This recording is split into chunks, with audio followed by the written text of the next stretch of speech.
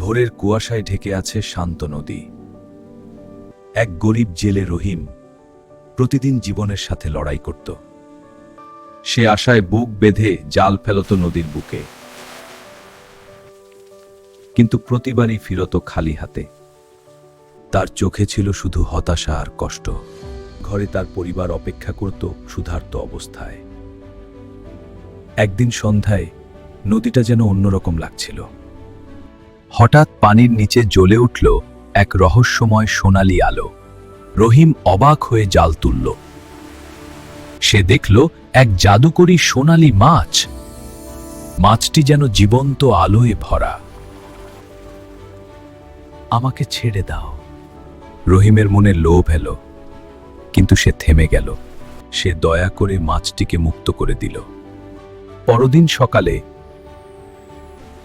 তার জাল ভরে গেল অসংখ্য মাছ দিয়ে। রহিমের মুখে ফুটে উঠল আনন্দের হাসি।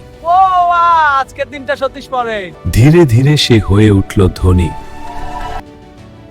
তবুও সে ভুলে যায়নি সেই দিন, কারণ দয়া আর সততাই মানুষের আসল সম্পদ।